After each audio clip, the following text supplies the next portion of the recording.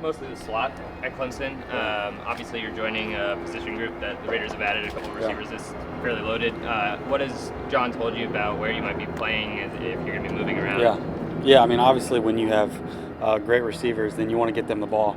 And so we have Antonio Brown, Tyrell Williams, we just got. And so just being able to get them the ball as much as possible, and me just factoring around them. And so if one of them wants to come in the slot and I have to go outside, or if they go outside and I have to go in the slot, kind of my whole thing is I'm a receiver. I'm not a slot receiver. I'm not an outside receiver.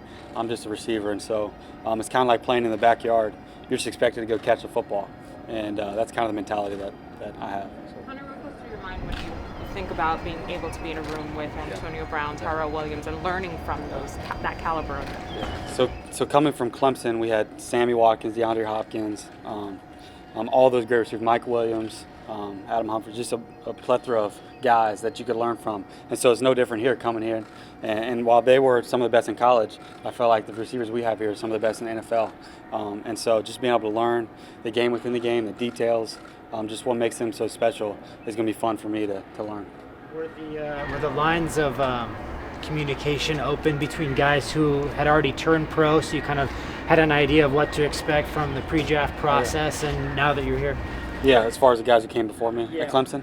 Yeah, so Adam Humphries was a guy that he signed with the Titans this year, but he's a guy that I was a redshirt when he was a freshman at Clemson. He wore number 13, or when he was a senior, I was a redshirt. And so I've just been able to call him. Called him last week, kind of talked about the process, OTAs, and that sort of deal, and what to expect. So he's someone I've definitely leaned on through the process. How beneficial is that you're? I mean, it's still going to be a lot to learn, but you come into that with a base of knowledge.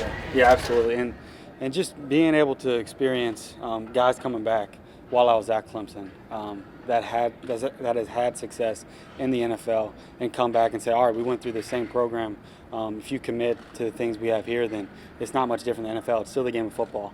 And so, like I talked about, it's the attention to details and just being accountable and those sort of deals that are going to help you. So. Can you carry over from being part of a winning program in college, coming to the NFL? Yeah. What sort of things do you bring from that? Obviously, it's a lot of fun to win. It's a lot more fun to win than lose. And we won a lot of games at Clemson. And it wasn't just one person. It takes a whole team buy-in. And that's why I'm excited. I haven't met a lot of the team yet, but I'm excited to kind of get in and interact with them. And it was such a good thing to bring in a guy like Cleveland so early, because he's one of those guys that just bring people along. He'd said, all right, follow me. We're going to go, and we're going to go do what it takes to win. And same with Trayvon as well, and Josh Jacobs at Alabama. They know what it takes to win, and it's been fun to be around them. Does the number 13 carry any more significance to you than just a jersey number? People seem to be pretty excited that you're sticking with your college number. No, yeah, I mean, I was 7 my whole life in high school, and 13 is just something I wore in college. Adam Humphries, like I said, was number 13 before me. But to me, it's just a number. It's how you make that number is what ultimately matters.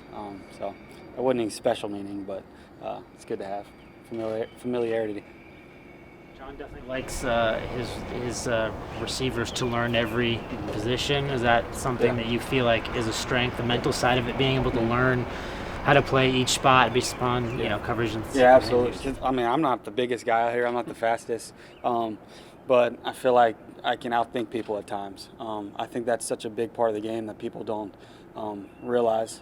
Going through the whole draft, I mean, you got to be able to play, definitely, but you can outthink people, outwork people. And a guy who knows what he's going to do before he does it is a lot more dangerous than a guy that's out there big and fast but has no clue what's going on. So, yeah, definitely.